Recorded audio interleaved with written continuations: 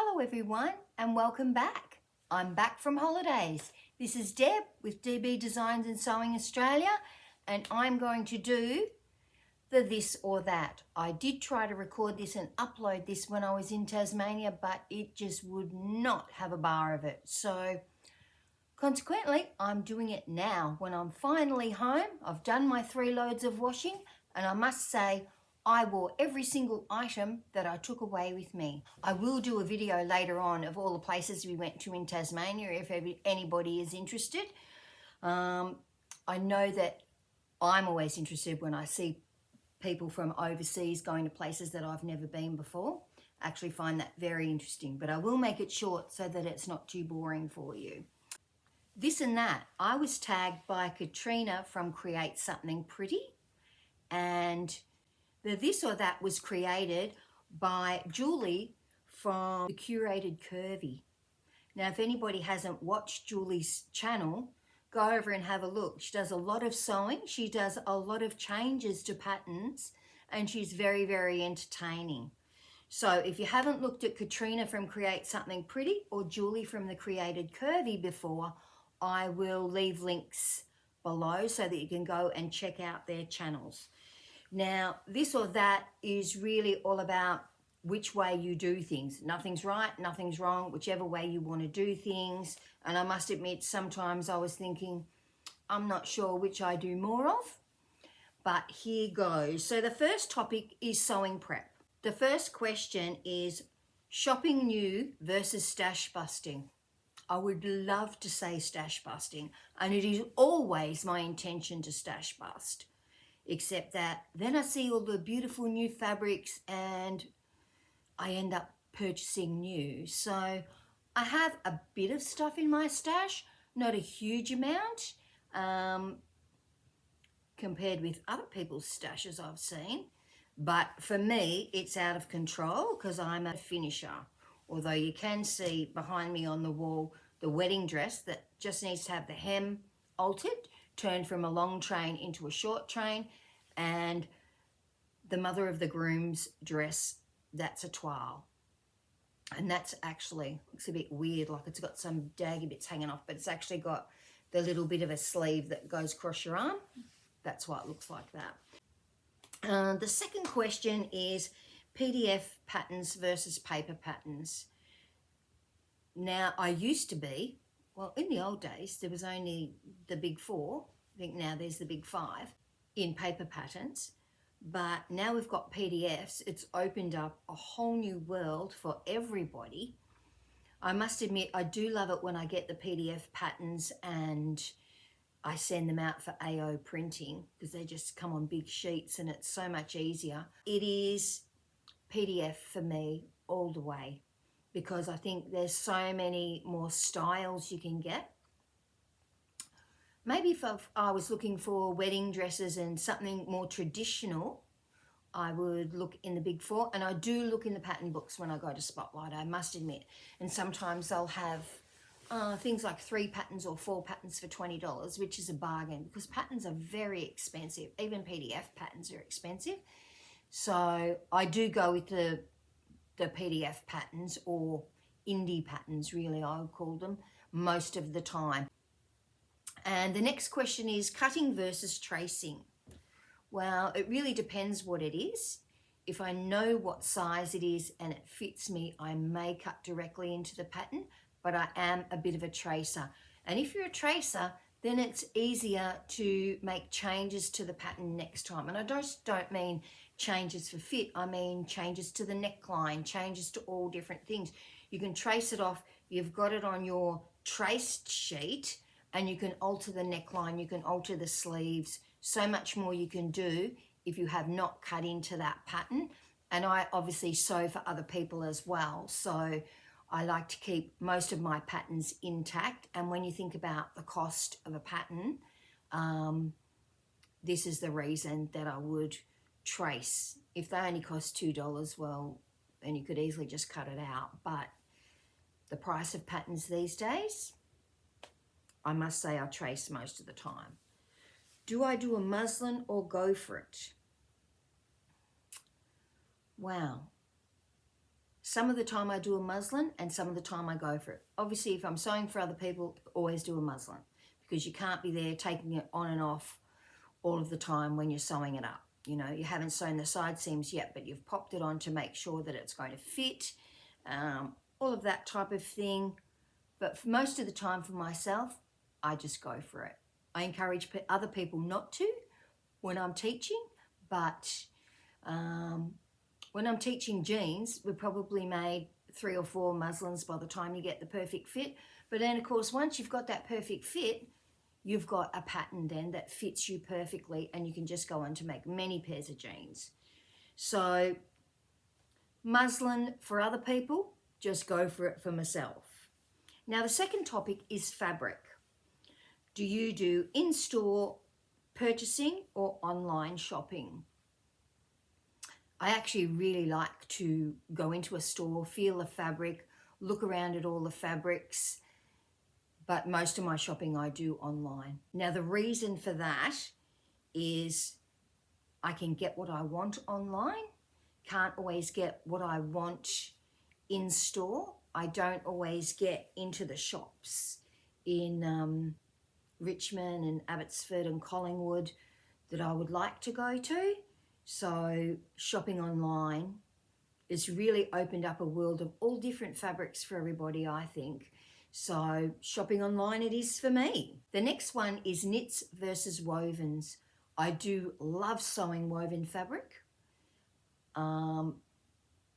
If I was making something formal or a really good dress, I would always be making a woven dress. Knits to me is throw on stretchy wear, layering pieces, those stretchy summer dresses. And I must say I have a fair few of the laundry day tees, so I do sew a lot of knits, and I sew a lot of knits for my grandchildren. But when it comes to sewing beautiful articles of clothing and couture clothing, always the woven. The next is tumble dry or hang dry. I hang dry everything. I just brought in all my, it's actually a really sunny day today, I just brought in all my washing that I did yesterday. So not just hang dry, hang on the clothesline to dry, but when I am pre-washing fabric to sew, if it is for my grandchildren, I will dry everything in the dryer, because that's what's going to happen to their clothes when they wear them. They're going to be washed in a washing machine and dried in a clothes dryer. So I would preempt on how I think the fabric is going to be treated once it's turned into a garment. The next one is rotary cutter versus scissors. I used to be a scissors user, but rotary cutters are a game changer. Rotary cutters, when it comes to cutting out knits, is so much easier, and it's so beautiful, and you don't have to pin the fabric. The only thing I can say is that it's quite costly, because you need to change your blades all the time. As soon as you get to the part where you've got to run over it backwards and forwards a few times, it means you need to change your blade. So it can be expensive, but I do prefer a rotary cutter. When it comes to cutting out bridle and all of that sort of thing, I would never use a rotary cutter.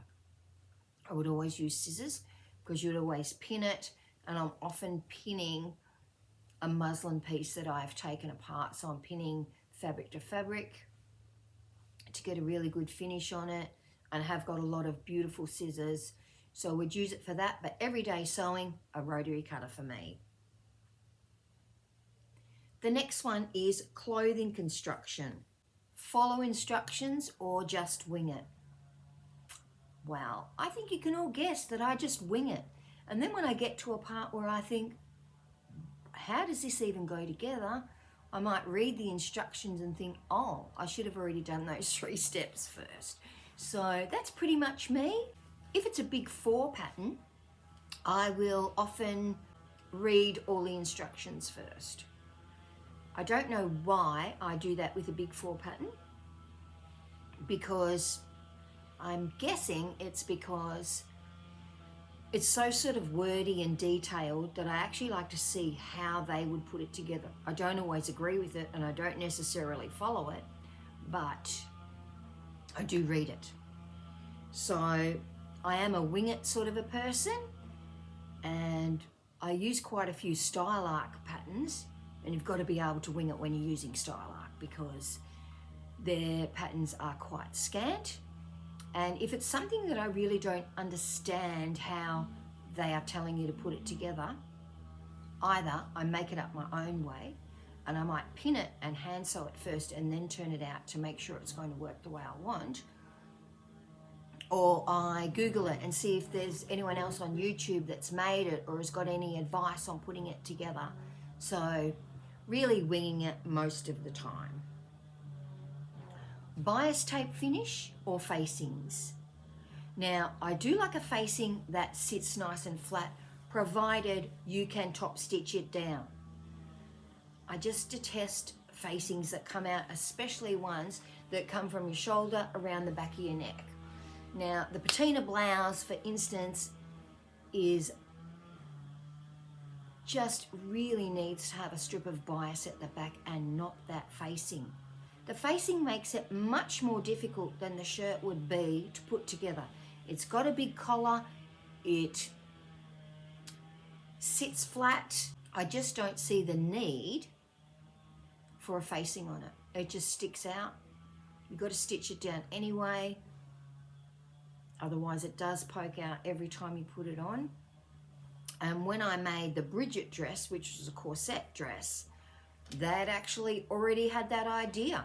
Your facings went from your front to about here, like where your collarbones are, and then it was a piece of bias tape. Now they gave you the pattern piece for the bias tape. It's a strip about this long, so it's probably is from the back of your neck. But you joined it onto your facing, and your facing tapered off to become narrower and narrower until it was the same width as your bias tape piece. So, and that worked beautifully. It does have a shawl collar, so it's all hidden. You can sew that bias tape down with a machine. Absolutely perfect and a much better idea. So it's bias tape for me. I will do a nice V-neck with a facing, provided I can stitch it down. Surged or overlocked seams, as we call them in Australia, versus French seams. Well, this depends on the fabric. I will overlock everything except when it comes to things like chiffon, really fine fabrics. I will do a French seam. So French seams have their place, but it's not for every type of fabric. So that really depends. I don't mind doing a French seam. I can find that trimming off before you turn it back out with right sides together a bit tedious, but well worth a finish when you're doing a chiffon or a very fine fabric. Button fly versus zip fly. Well, I must say that I've not really done any button flies. I've only done on the little girl's skirts, which is a Lizard King, little Lizard King skirt. They do have button up fronts, but quite frankly, that's unnecessary because that skirt has elastic in the back. In hindsight, when I make more of those skirts for them, which I'm sure I will, I'm just going to stitch the front closed and put the buttons on there for effect, the jean button fly on for effect. So I've never actually made button jean flies, but I have had jeans before. I think I've had Levi 501s with button front, but I find when you sit down, it gets that little pulling part across, I guess it's probably the widest part of your tummy. And so even when you stand up, it looks like it's pulling even when it's not. So I prefer zips, and I prefer YKK zips. If I'm going to the trouble of making jeans, they need to be YKK zips.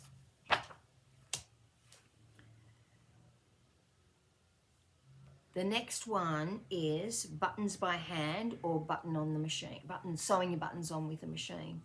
I actually do both. If it's just one button, I wouldn't bother setting up my machine, I'd just sew it on. For men's shirts, I actually use a sewing machine, and I don't use a button foot. I'm not even sure if I've got one.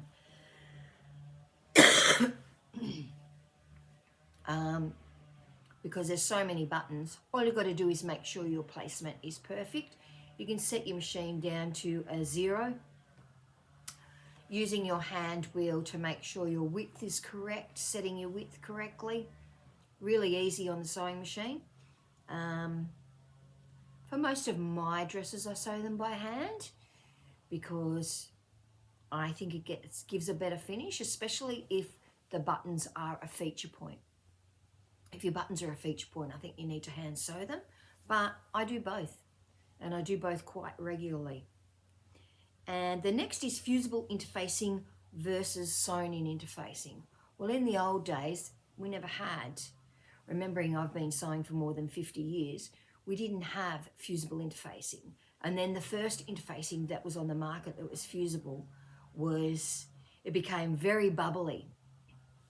Inside collars and all that sort of thing. I remember Mum saying, this interfacing is ridiculous, it needs to be stitched down.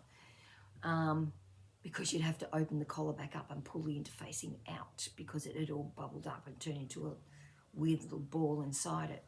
So in the old days, we just didn't have the beautiful iron-on interfacing that we've got now. So I use both. I do use sew-on interfacing where necessary, and if I was making a couture item, I would use sew-in interfacing. So sew-in interfacing would usually be a woven interfacing, and probably the man-made version of what used to be called horsehair that went in the revers and the pals of jackets, where you held it over your hand and hand stitched those so that you got a beautiful finish and that everything curved out perfectly. And that was in the old days when we didn't have very many clothes. You only had school uniforms, some weekend clothes and church clothes. That's all you had. You didn't have huge amounts of clothes like people have now and that kids have now. So usually fusible interfacing for general everyday items. And the next one is snip as you go or snip all at once. I snip as I go. Even after I've started something off under the overlocker, I will take my foot off the overlocker and snip that and then keep on going. So unless it's something that I'm just joining all together. So if I'm doing a whole lot of work on the overlocker, I might be overlocking everything all at the same time, and then they're all joined together. But as soon as I've taken that out from under the overlocker, I've snipped all of those pieces. I can't stand it, and I would hate to think I've taken stuff out from under the sewing machine and it's got all threads hanging off it. Would just really annoy me. Same as press as you go or all at once. I would have to say that I press as I go, but I do batch press. So if I've got 2 sleeves to make, I will sew both of them up, then I will press both of them. So in that vein, batch pressing, but I would always press something that was going to have an intersecting seam straight away. So I would not sew it if it was intersecting unless I'd already pressed it. It gives you a much better finish, and it's the way I was taught to do it. So, and I use a ham, and I use a sleeve roll, and I use a clapper, and I use a point turner. So I use all of those things to make sure my pressing is perfect, because it just gives a much better look in the end. The last one is sewing habits. Late night sewing versus daytime seamstress. Well, I'm a late night sewer. I usually sew during the night until I get tired. Once I get tired, it's not worth continuing to sew, because that is when you will make mistakes. So I do make most of my things at night, and that's probably because I go to work during the day. So if I didn't go to work, I'd probably be a late night sewer and a daytime seamstress. So I would do both. So I've got enough projects to sink a ship. So I would do both, but at the moment I work 4 days a week, And then the other day of the week, every fortnight, I'll be minding my granddaughter Mia. So I will still always be nighttime sewing at the moment. Slow and steady or frantic sewing? I wouldn't say I was slow and I wouldn't say I was frantic. I would just say I'm fast, but I can slow down when necessary. Sometimes there are things that you need to take it easy when you're sewing. And when I think I'm just sewing something too fast or your sewing machine is not behaving, sometimes you can't sew very fast because your sewing machine's not behaving and you've rethreaded it, you've used new thread, you've changed the needle, you've checked all your settings. Sometimes it still just doesn't behave. Yet when you've turned it off and walked away and you come back the next day, it seems to have magically fixed itself. Sometimes I think that's me. That'd be the nighttime sewing. And so sometimes if I slow the machine down, it does a much better job, especially when sewing knits. My machine does have the ability to turn it down so it's going slower. So when Phoebe uses it, I turn it right down to a very slow stitch. So I'm sure she's thinking, hurry up, Nanny, but you know, I don't want her to get her fingers under it either. So fast but not frantic, I would have to say for that one. Tidy as you go or one big cleaning session? I tidy as I go. After every project, I will tidy. I won't necessarily empty all my bins unless it's been something that's had a lot of scraps. And then I will do probably less than once a week, probably twice every 10 days. I will vacuum everything, unless it's the fur, which I am still finding everywhere. So tidy as I go, because I can't stand to come in, and even that is annoying me now. I've taken the batteries out of my de-pillar because I've done all my washing from when I was away. So lots of my jumpers need de-pilling, and that's the only thing I've got on my sewing table. So that cutting table needs to be clear all the time. Even when I'm sewing at night and I haven't finished the article, I'm much more likely to drape it over my ironing board and clear that table, because the thought of coming in the front door, which is when you come in the front door, that's the first thing you see is the sewing room, and of having stuff on that table, I just find daunting. It's why the wedding dress is hanging up on the hook and not lying on the table, because it's too messy for me. So that's it for this and that. So really for me, I'd have to say most of them are a bit of both. I will be coming to you soon with a bit of my trip of Tassie, doing the hem of the wedding dress, hopefully getting to try on that mother of the groom dress, which I can see I'm going to have to make in one day. And that's all from me. Please like and subscribe. I've got a lot of summer dresses and summer sewing coming up. I cannot wait to do some summer dress sewing. One being the Summer in New York. Oh yeah, Seasons of East Summer in New York dress. The other dress I wanted to get made was the Fernbird dress by Sewing Revival. So those are the two dresses that I've got heavily on my mind at the moment. So I think I'm going to do a calico toile of the Seasons of East dress, just to make sure it fits properly, because they're quite good fabrics that I've got to make that up in. So I think a toile is going to be the way to go.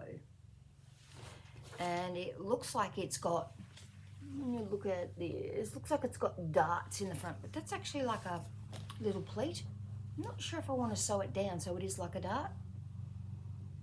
Don't always like the way that looks, or if I'm not sure if that's going to make it too small in the hips, but that is the smallest part of me, so That may very well work perfectly, but I think I'll make a calico toile just to make sure before I cut into any of my good fabrics. So I will talk to you all soon. Bye.